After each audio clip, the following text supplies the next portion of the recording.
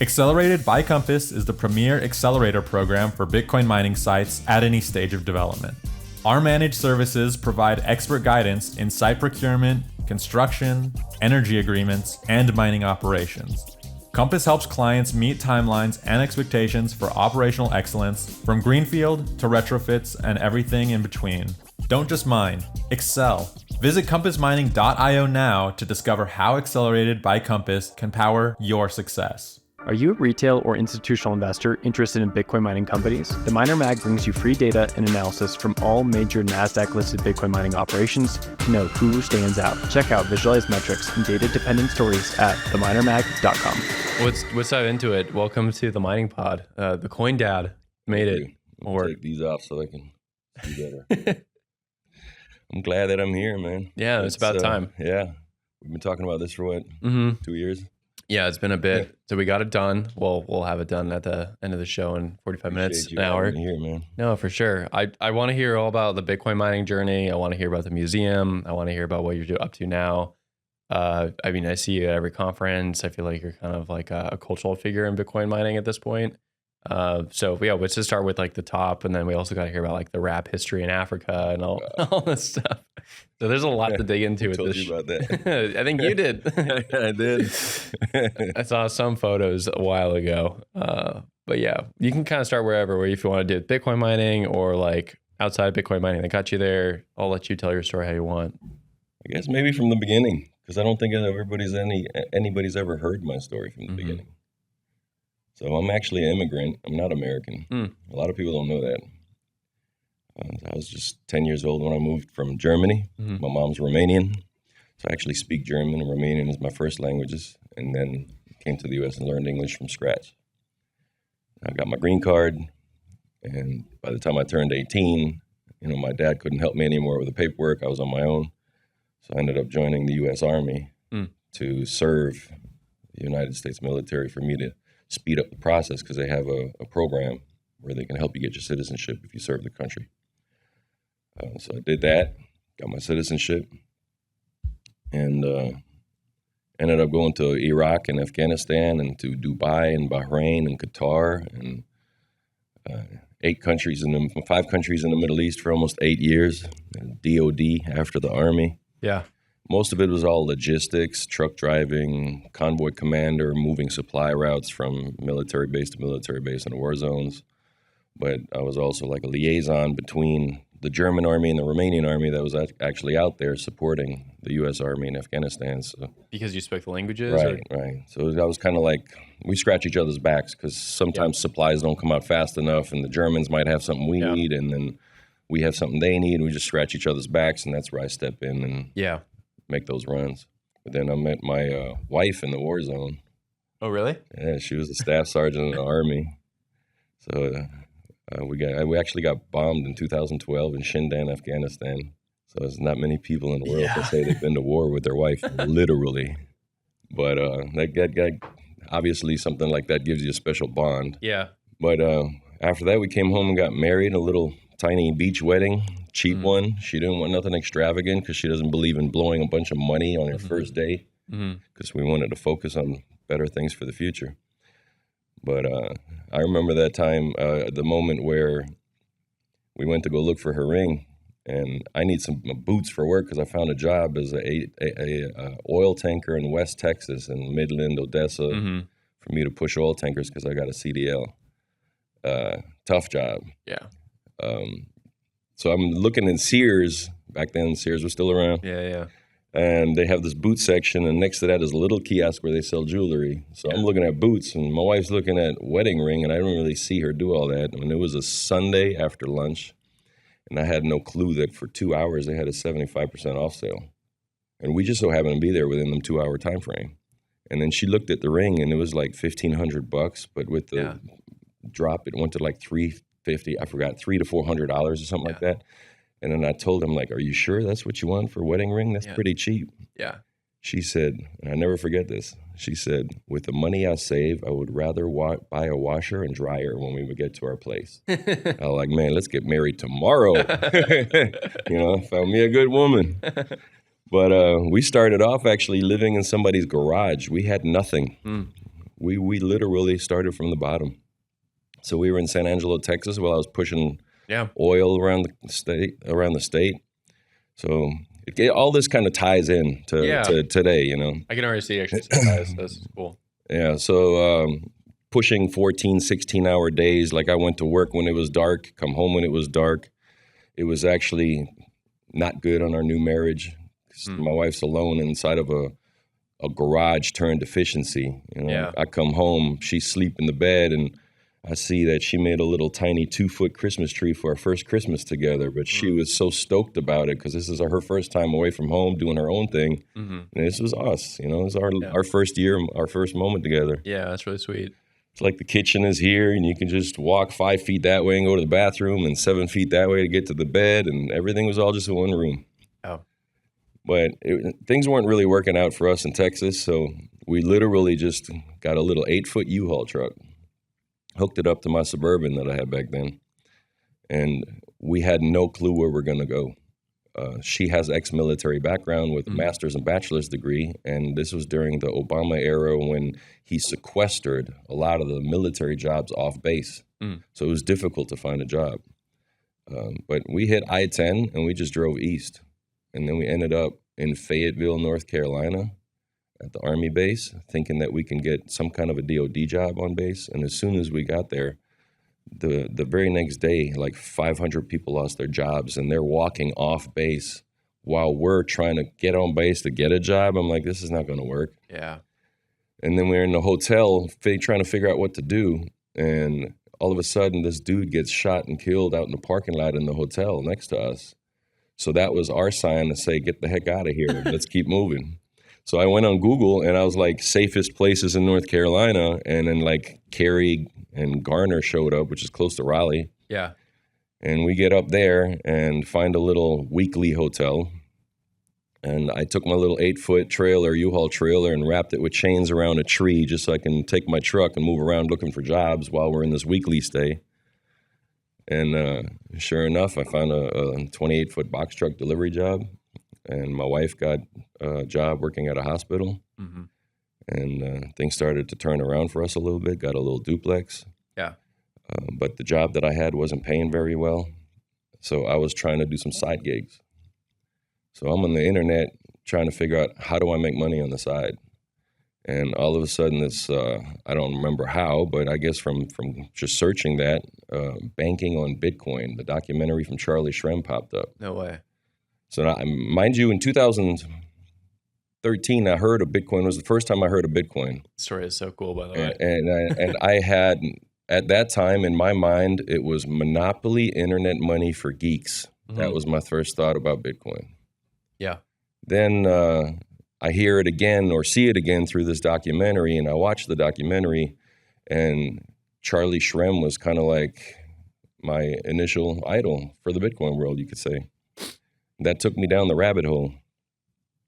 From there, I started to learn little by little. I still didn't take it seriously that much. Then fast forward a few years, we ended up moving to a newer place. Got our first starter home for the first time. And that was a very proud moment. Yeah. So then I got a state job working for the state of North Carolina with my military background. Things started getting a little better. Then while I'm at the state job, while I was running a warehouse, logistics warehouse for the mental institution where all the crazy people go, that was a wild job. It feels like it could be another show. My God. And some kid in Apex was playing video games, and he was so addicted to the video game that when his mother called him to dinner, he didn't listen. So she got frustrated and unplugged the game while he was about to win. Yeah. And he cut her head off. And then when the cops showed up, he's holding it in his hand in the front yard. And this is like, what? This is how much addiction these games are in this world nowadays. That's a mental problem. Yes, it is. But the crazy part is that once I heard that story and I'm working in this mental institution, they have like this general open space area where some of the mental people get to walk around. they get this fake token money in the hospital system where they can go to the commissary and they make it feel like a small city in an open space to make them feel like they're somehow still connected to the outside world, even though they're not. But he was walking right past me. I'm sitting there delivering things from the warehouse, and a dude that cut his mom's head off was just walking right, and I'm like asking the staff, like, why is he out here? Why is he not in the prison section? Yeah. And they said, that's politics for you. I'm like, this is wild. Anyway, that's a whole nother side story. That was a wicked side. That was a wicked sidebar. So I'm thinking to myself, like, should I really be working here? Yeah. You know? So my cousin Tim in Georgia. Yeah. I got on the phone with him, and we're just shooting the crap. Yeah, okay. Yeah. I don't know if I can say that on this podcast. We have a little bleeper for CoinDesk. All right, cool. Okay. Yeah. So he was like, yeah, man, I'm mining in my basement. I'm like, what the heck is mining?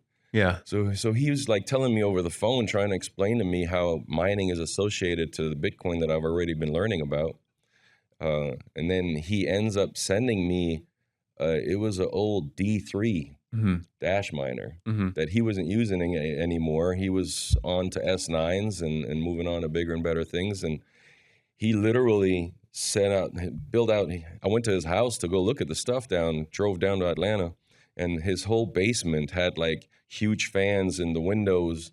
And he called the energy company down there, excuse me, to increase his transformer because the ones that are on the pole kept blowing out, and they're like, "What are you doing?" Yeah, and he kept telling them like, "I need more power, man. I'm not playing. I need." So they came with a largest residential transformer and set him up, and he was recycling the heat, and I just started getting into it because I was like, "Wow, what year was this? Awesome, 2000, early 2017."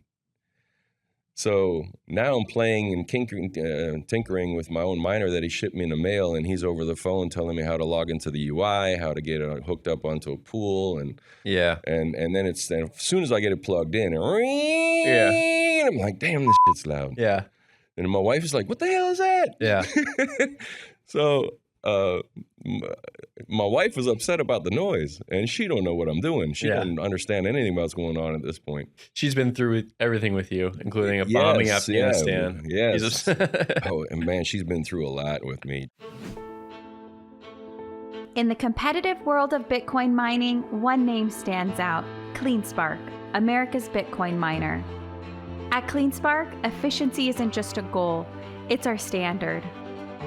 Our sophisticated facilities are built and led by expert teams who care about Bitcoin and the communities we work in. Scale? We've mastered it. Our large-scale operations have set us apart in the industry as examples of community-oriented building. Our track record speaks for itself. We navigate the complexities of the new economy with precision and with skill, continuously achieving operational milestones. Curious about how we do it? We invite you to discover the story behind CleanSpark's success at cleanspark.com. So I'm mining Dash, got it connected, but my wife was pissed off with the noise, and then I moved it to the guest bedroom because nobody was using it, and I opened up the window to let the heat out with this little flex pipe thing that I connected to it. And then I ended up getting an S9 because I wanted to really do the Bitcoin mining stuff because I was more focused on Bitcoin than coins. Yeah. Which to me, figuring it out that early to stay away from Bitcoins was, now that I look back at it, was a huge blessing. How do you figure that out? Because a lot of miners are thinking more of it from a very practical perspective of, hey, I just want to make revenue. I'm assuming that my experience from being in 30 countries around the world, speaking several languages and learning different cultures and dealing with 25 years of logistics background, I learned a lot of common sense experience. Yeah. And when I started to understand that, okay, even if I spend $20 in electricity, but I got $15 in Bitcoin, I got $15 in Bitcoin out of something that is scarce, that will never change quantity. So I know, even though I'm $5 in the red today, I know that that $15 in Bitcoin 5 years down the line is going to multiply big time. Yeah. And I learned that early on. Yeah. And because of the fact that it's a truly decentralized network where Satoshi Nakamoto is not known, maybe not even alive anymore, I don't know. My My mind's going all over the place. You're good. I basically learned the quality of having your own sats and holding on to them for long term. Yeah. Or the benefits of it compared to the US dollar and just watching fiat just slowly fade away like ice cube in your hand. Yeah. I did have I think most, maybe not all, but most people have their painful learning lesson in life through this process to where they do get attracted to shitcoin somewhere. They do get attracted to the storyline and the narrative and the hype and the FOMO. Oh, I'm like, this is 0.000000001. Let me get into it now because it'll be the price of a whole Bitcoin in the next 2 years or whatever. Yeah. I forgot. It was a privacy coin in end of 2017 that I got into at a very cheap price. It was a dev living in Tampa who made this thing, and it all of a sudden surpassed $1 billion in market cap. Nice. And they hyped it up to some thing that by New Year's Eve 2017 going into 2018, they were swearing that he's going to upgrade GitHub with the commits, and people can go and see the activity of these commits from the dev. To do something with it that makes it better. And people were anticipating that moment. And I was one of them. It was actually kind of embarrassing now looking back at it. Everyone's got those moments, though. Because I was in my office looking at the computer, and I'm watching the midnight, 10, 9, the countdown.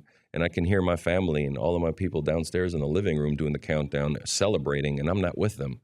Because here I am thinking I'm going to get stinking rich right after midnight. Yeah. Like a dummy. Yeah.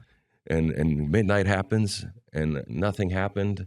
And I look at the chart, red, straight down. And I'm watching all of my money just shrink. Yeah. And it happened so fast that my brain could not react to my finger to go to the sell button in time to even save whatever I got left, because I was still mind blown that this is even happening to begin with. Yeah. Yeah. So I think at the time, like I said, I was not that rich. So I think it was like $1,200, $1,500, somewhere around there, which was a lot of money to me at the time. Yeah. That I straight up lost. And it's a moment that I'll never forget, to where I learned to stay away from shitcoins. Yeah. So essentially, instead of going through 4 years of college to learn to stay away from crap like that, I paid $1,500 to learn that in 10 seconds. Tuition, baby. There you go. So that was my painful shitcoin moment. Yeah. Then from there, the noise was still too loud with the S9 that I was mining with for Bitcoin in the bedroom that was right next to our master bedroom. And, and my wife didn't like it. Yeah. So I ended up going to, I forgot where, some sports store, and bought a beer cooler and cut holes in it and put the miner in there and put the flex pipes to minimize the decibels. And my wife was a little happier with that. But the moment that she was triggered was when it was a weekend, and it's like 2:00 in the morning, and we're sleeping, and my phone goes ding, and my wife is like, "Who the hell's texting you this early in the morning?" Yeah. And I open it up, and it was my first payout from that miner. Oh. And I was like, "Babe, I'm sitting here in my underwear, and I just got paid." Yeah. And she's like, "What? Yeah. From that thing over there on the other side of the wall?" Yeah. So that what caused her to say, "Okay, well, maybe he's got something going on here." Yeah. From there, it was like there was a company called MGT, publicly traded company that John McAfee was the CEO of. And their headquarters, I found out, was in Durham, which is not far from my house at the time. So I got involved with their stock, then went to the shareholder meeting, and he was there. And so I actually got to meet him. Then there was other people, the CEO, and they were into transitioning from some software thing that they were trying to make. It was some kind of a honeycomb thing that protects you from hackers trying to hack in your stuff, because, John McAfee's all about the privacy. That never really took off. So then John McAfee, who's already into Bitcoin, was like, let's start mining. So then they found a site, and they needed somebody to deploy the machines, and I already had some experience at home. So I kind of like got my first little contract with a small publicly traded company to help deploy machines down in Georgia. Then from there, other people found out about me in Georgia, and then I started I wanted to start my own LLC, but I'm still working for the state, and I didn't know how to throw a pension out of the window. Most people at that time back then, this is 2017, 2018, 19 era, where people are trying so bad to find something that gives them a little cushion for the future with a pension. Yeah. So my dad, my mom, my grandpa, my uncle, my wife, everybody's like, nah, man, you ain't throwing no pension away. But then my wife seen the passion in what I'm doing. Yeah. And I had a resignation letter printed out that I wanted to quit my job so bad, especially at that mental institution place. I hated that job. Yeah. And then I remember one day my wife's walking down the hall, my office door was open, and she leans up against the wall while I'm working, and she's like, honey, why don't you just quit your day job and do this full time? Yeah. And those were like magic words in my ear. Like, what? Can you repeat that? Yeah. Because I was trying to figure out how to tell her that. Yeah. You know? I thought I was going to get cremated by her for saying that. But so I sent my resignation letter in, and I was already on X, or prior Twitter. I had just a few hundred followers, I think, back then. But I posted it with all my personal information blocked out. But I was so proud of that moment that I released my resignation letter. And back then, having 400 or 500 likes was kind of a big deal. Yep. It was like mini viral. Yeah. And I motivated other people with that resignation letter to almost do the same thing that I just did, because they were wanting to do the same thing in their own special way for whatever special reasons, but getting into the Bitcoin world.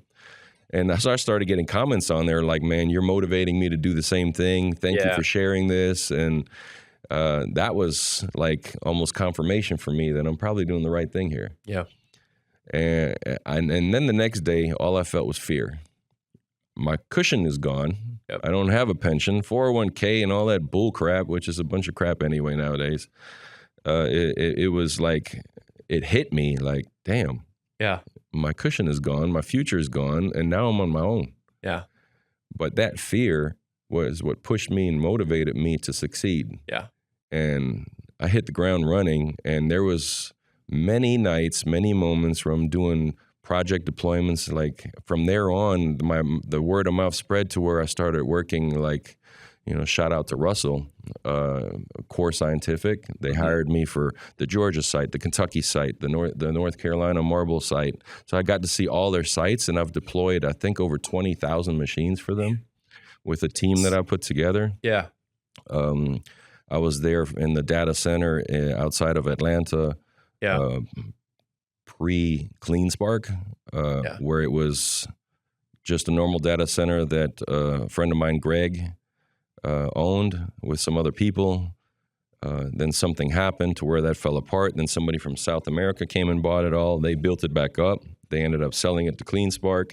But through those phases, I was always involved somehow, somewhere. Yeah, yeah.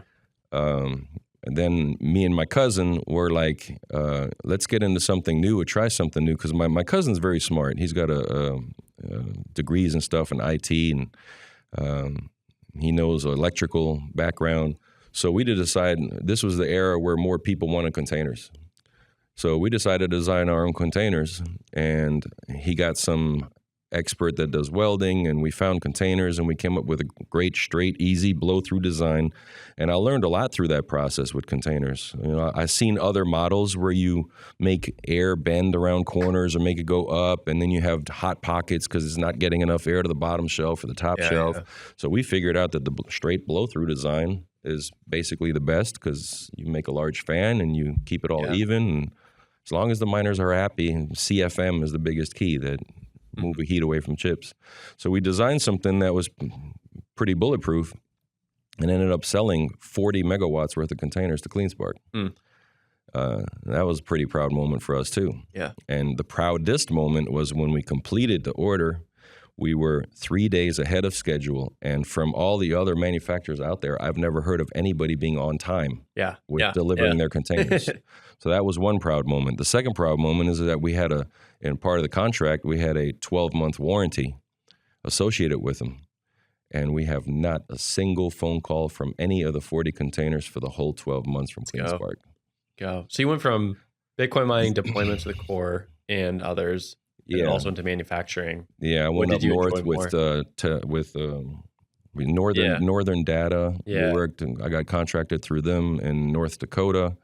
But in the midst of all the deployment projects, I ended up also doing the brokering side of things because of the connections that I built. And it was like moments where I get a phone call or a message on Telegram, say, hey, CoinDad, I have 3,000 S9s for sale. Can you find me a buyer? Yeah. And because I already started building connections with all these sites, I hit my phone calls up and I ended up finding people. This is a cool part of your story is like you went from just learning about Bitcoin, running in your garage basically, or next to your master bedroom, and your wife is ready. Yeah. Well, I moved from the bedroom to the garage and then maxed out the panel in the garage and then into a shed. And then from there hosting at my cousin's facility. Yeah. And then working full-time in Bitcoin, doing brokerage services to manufacturing, to deployments, like so many different lines of business that you've like built up. And that's part of the stories that I really like to like showcase on this show is like you can go from having a normal fiat job and working within like the Bitcoin economy if you just like are persistent and take the jump.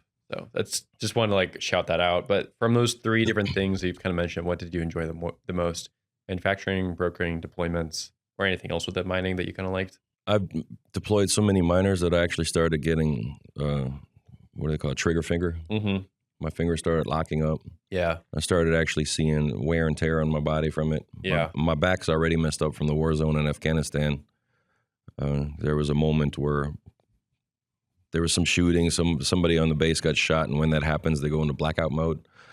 So everything went black, and I was trying to sit down on a T-wall, and I didn't see that there was a fist-sized rock on the T-wall when I sat down with all my body weight. So it's like the last bone in your tailbone is called the coccyx. Yeah. And that shattered, and I screamed so loud that nothing came out of my mouth. And they flew me to some German hospital, but that has caused me issues for ever since. So going up and down the ladder and scissor lifts and lifting 40 and 50 pound miners constantly, it wasn't really good. It's hard work. Yeah. So I focused more on like project management and to where I did deployments where I know that this guy's good at what he does in Alabama, this guy's in North Carolina. I started building relationships with people that love doing the stuff that are in better shape than me. So I started just putting teams together for different projects, and then I paid for their flights or their gas or hotel and give them whatever fee we agree on under my LLC that I got, and then we go knock out 2 weeks worth of deployments, and everybody goes back home. So I just glued things together basically, and then even on site, I got knowledgeable to where I tell this guy, no, you focus on that, you focus on this, and let's get this done by 3 p.m. Then we all get together and go over there and do that. It wasn't just deployments. We also done hashboard swaps back in the day before the S17s and S19s married control boards, and you can't do that no more. But we did swap outs. We did decommissioning. New miners come in. They had to get all the old stuff out and then ship them and find a buyer for that. So there's different processes that I've learned throughout the years dealing with sites. But yeah, you're right. If you put your head in and just open your mind and learn, even if you just start at the bottom. I don't care if you got the 150 PSI air compressor in the back of a mule and you're riding around just cleaning fans. That's where you start, and then you move your way up. Yeah. One of the biggest issues in most of these sites is people just showing up. That's so true. I've heard so many issues with that. Any good stories around your time with deployments? Anything like pop to mind? Any funny stories or freaky stories? Well, I never got freaky with any of the miners. So. Let me make that clear. Good. No JD Vance issues, huh? That's good. Any good stories from deployments or anything pop to mind? There's a gentleman named Paul, who's a brother down in Alabama who I have a lot of respect for. That very smart guy. He's good on the tech side, on the networking side. I'm not really a network type of guy, so he deals with the servers and all the Ethernet cabling and cable management and figuring out the connections from the satellite or the internet or the ISP to make it all the way to the containers of the site or whatever it may be. So me and him always partnered up together on these projects to where I was more on the physical side, he was more on the software side. and it was a great partnership. But we had this one job once. I'm not going to name the company, but we got deployed somewhere to the middle of America. I'm not going to say a location either. There was containers when we arrived. The task of the project, and I put a team of 7 people together, and the job was to consolidate hash boards to get as much running and consolidate everything into one container because they had hash boards that were bad. So I'm thinking like, okay, maybe 5% of the sites down, and we just have to swap things out and then replace them. We get there, and within 15 minutes, I figured out that basically, and then they were greedy, and they overclocked the entire site, and they fried, I think it was 80 or 85% of the entire site with all, I think they were T17s, so they're even one of the worst miners from the T7 Yeah. So it turned from a consolidation project to all of a sudden a decommissioning project to pull everything, and then they had S9s from previous still in storage, so they brought them out because they had to have something for hash back online. But the site was so remote that when I tried to find a place to live with my team, there was no hotels anywhere nearby worth the distance to be close enough to make it work. Then I found a lake that was not too far. And at the lake was somebody that was, they had an Airbnb house that had like 5 bedrooms. So I rented it out. So it ended up all of us being together.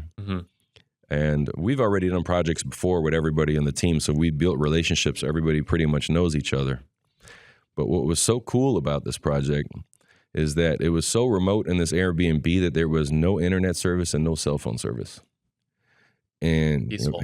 Yeah, but everybody's so used to, like, even people take their phones to the toilet now and they're looking at it. You know, this is a prison without the walls around us because we're just scrolling up and down and we have to see what everybody else is doing.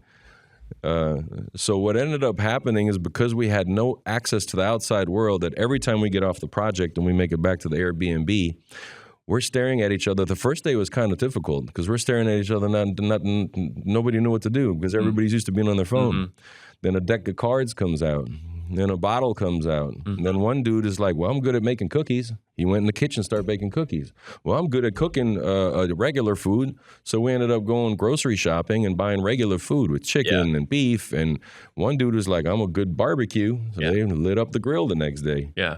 So we started to connect like on a whole different level as just men having a good time getting to know each other. We've told stories about each other. Yeah. I brought I'm a concealed carry, so I keep my pistol with me in states that I'm allowed to, and that was one of them. And they had like a backyard area where you can shoot into the pond back there. It was like a little area. We're shooting guns. Yeah. And we're just having a blast.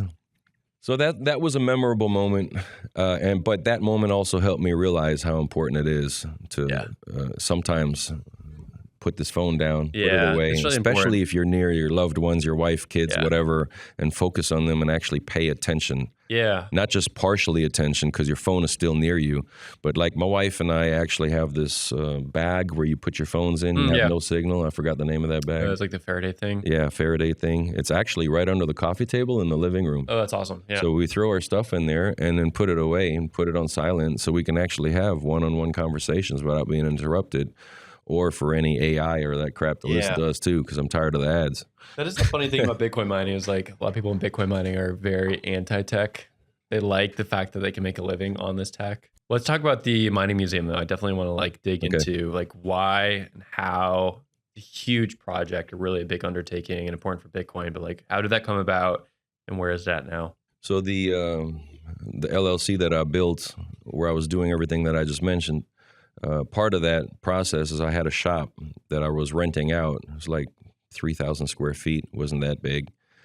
And in there, what I was doing is finding or buying miners to refurbish them, go through a whole triage of testing, and do a load test for 24 hours overnight, and then put them on the pallets and stack them up. And then I would call clients and say, hey, I got 50 miners that I personally tested myself. I literally put little smiley face stickers on them to know that I went through the whole process. It was like my check off that I approve it. Yeah. And people, because of my military background, I stuck to 2 words, and it's actually in my signature block on the emails: trust and transparency. And I stuck to those 2 words since day one. I've never spent $1 on marketing. Social media is the only place where I ever pushed myself, but most of the work and contracts that I've done over the years has been just word of mouth. Yeah. I would just get a phone call from some CEO and say, hey, we're doing this and that. Can you help us? And then I just call my guys and piece things together. But through that process, there was the bear market kicked in after 2018 on the S9 side. And I remember that S9s were so dead in the water that people were either selling them for $5 or $10 or even free. I found out, I'm not going to name the company, but I found out a company that had a dumpster full of S9s, and some guy that works there called me. He was like, yo, this dumpster full of S9s, you want them? I took my Suburban and hauled ass over there. Yeah. Jumped in the freaking dumpster with my 300 pounds. It looked weird, so I'm glad nobody was there to see that. But I pulled dirty S9s and power supplies out and loaded my Suburban up, and I have a photo somewhere of my Suburban with stacked sideways all the way to the ceiling, all the way to the back behind my seat. I think I fit 110 S9s into one Suburban on the inside, the way that I Tetrised it. And I took all that stuff back to my shop, and I had roughly 1,500 S9s that I found from different sites during that moment where everything crashed.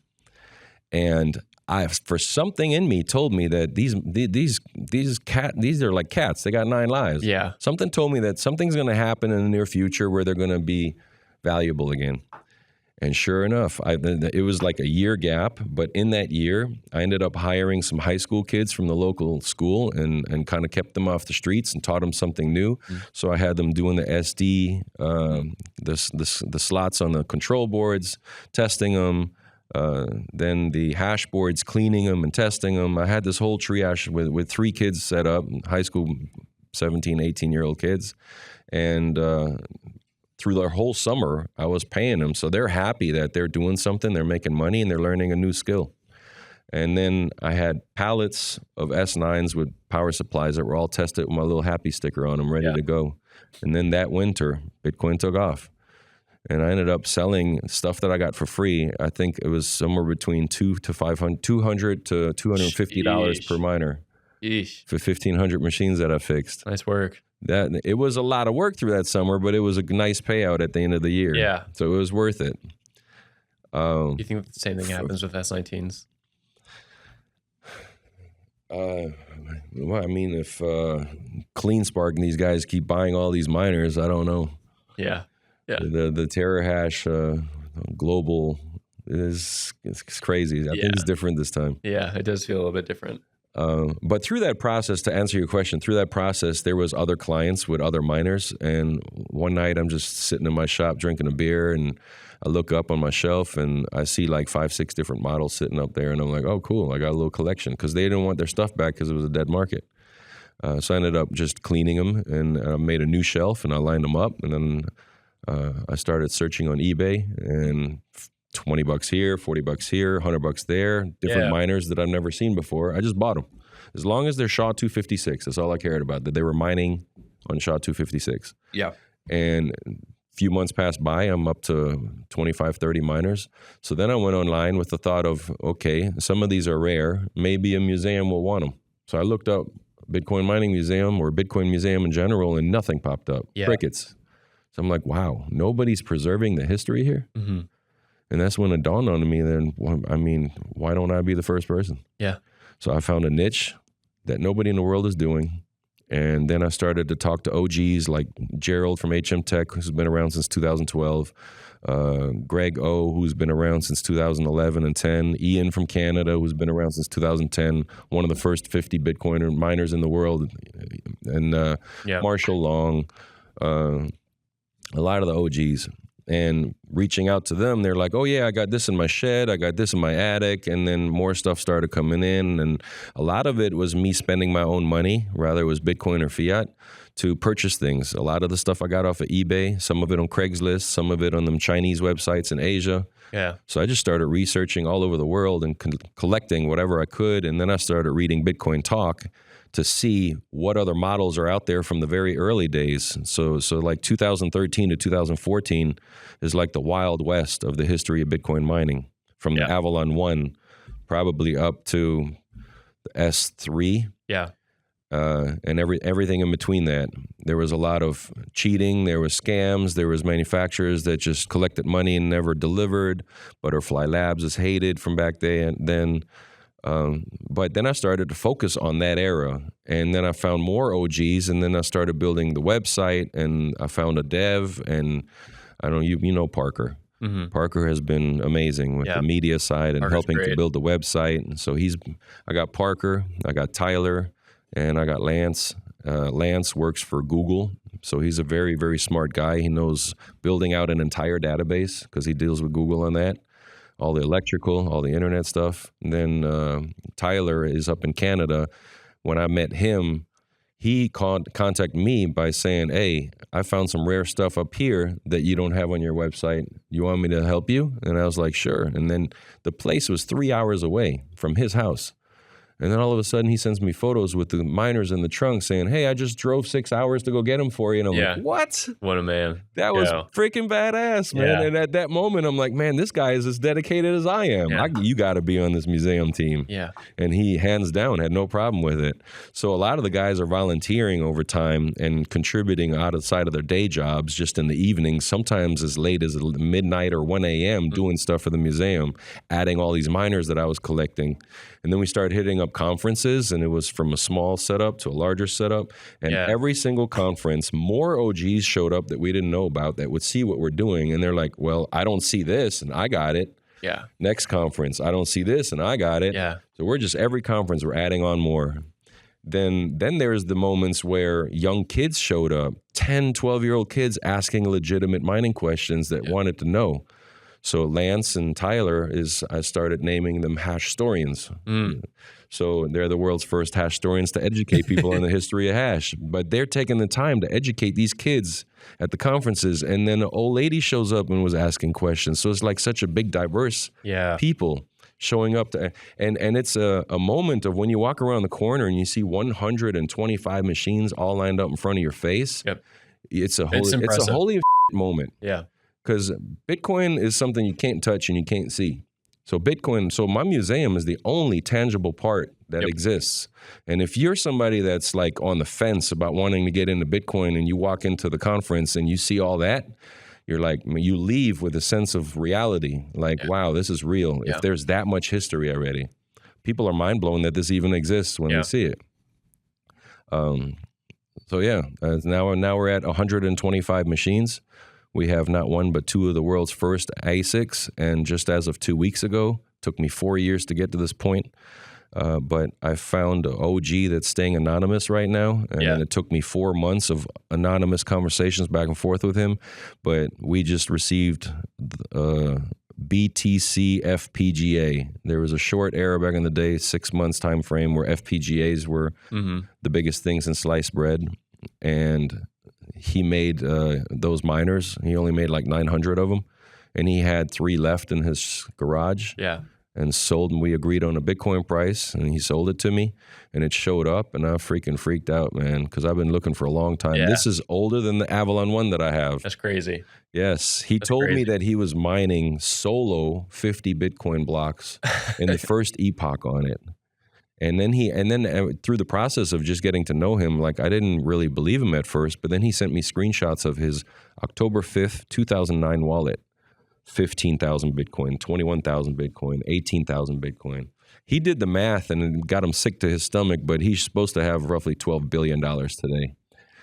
And he's an OG of OGs from the early days in mining. Yeah. So I'm hopefully one day I can interview him, even if he keeps the masks on or something. Yeah. So as we're wrapping up here, I want to take a look at the shoe. Yeah. The shoes, I should say. So this is 2 years in the making as well.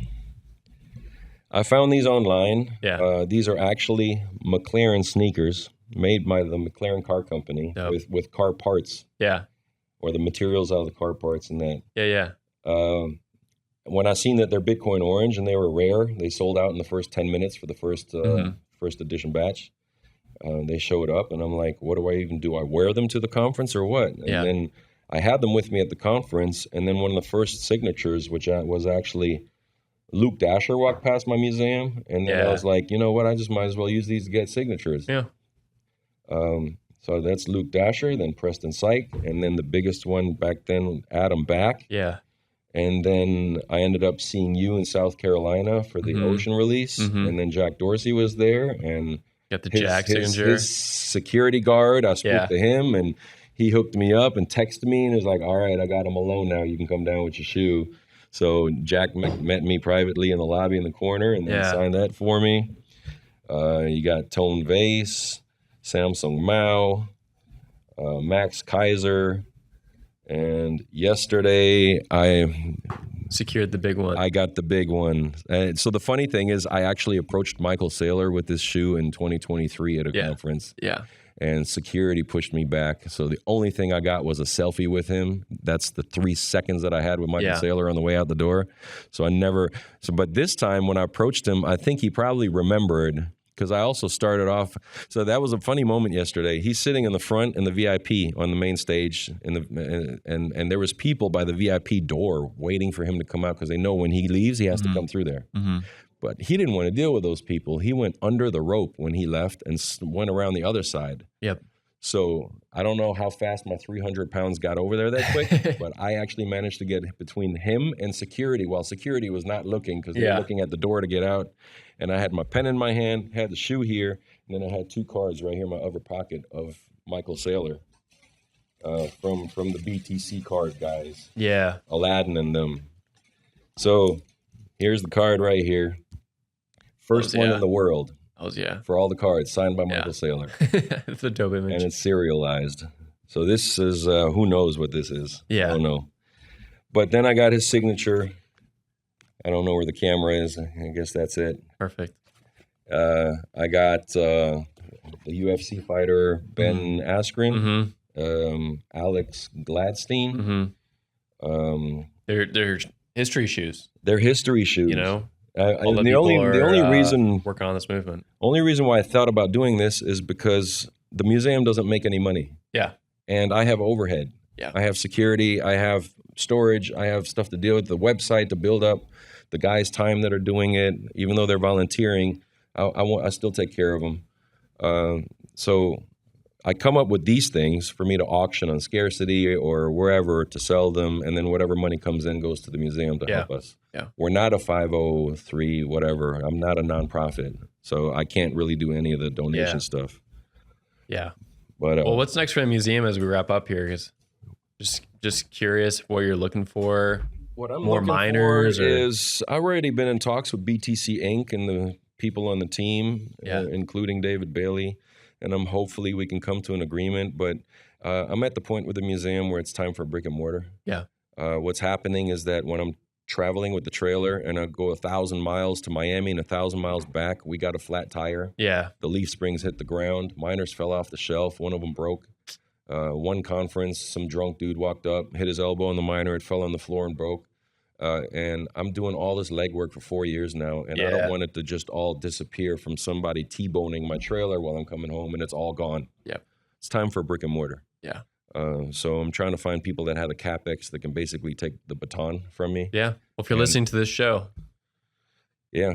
If you have the CapEx to make a brick and mortar, I have some really cool ideas, kind of like a Hard Rock Cafe setting. I don't want no like a boring place, but some, like the Avalon one is a Mission Impossible with laser lights coming out around it. Something really cool and interesting. So if anybody's out there that has CapEx that's interested in helping preserve the history of all the legwork I've done so far over the years, reach out to me on Telegram or through you or our website, bitcoinminingmuseum.com. I want to take things to the next level with a brick and mortar, and it's not like I'm just going to hand it off. It'll be a transition with my team, where we're going to educate whoever's on the other end about the miners and what we've been doing. And even if you guys have events with it in the future, we can be a part of it. You can hire us a la carte to handle your events. This is a gift from me to you. Oh, thank you. There you go. There's a deck of cards. I don't know what's in it. First time someone's gave me a gift during a live show. Yeah? Let's go. This is also a gift to you. And this one is special. This is Thank you. this card is made. Oh, cool. I don't know if you can see in the camera, but this card is made for this event, and they only made 500 special edition to commemorate this whole Trump Nashville event. Yeah. So Sick. that right Thank there, you. 10 years from now is going to be a good deal. No, that's super memorable. That's dope. Thank you. You're very welcome. Hey, thanks for coming on the show. I didn't know we're running out of time. Otherwise, I was going to open up a pack with you to see what we got. Yeah, But we're moving too that's slow. fine. But no, thanks for joining the show. This has been a really interesting story. Yeah, you have a really Thank you interesting for story. having me, man. Yeah. I'm happy that I finally got to tell it. Yeah. And on your platform, because I've known you for a while now. Yeah. I know you're a busy guy. That movie that you made was spectacular. I thanks, watched it with man. my wife twice, actually, not once. Love my views. I love that. Is that pool all done now? The pool's done. We're actually talking with Galaxy right now about doing like more social features afterwards. Everyone keeps texting me like, "Is the pool done?" Yeah. And I'm like, "Yeah, it's done." We gotta like tell people about it. It opened actually in May, so we're gonna do some stuff. I think around time for a Labor Bitcoin Day. pool party. Yeah, no, for real, for real, for real. All right, Cool. man. Thank you.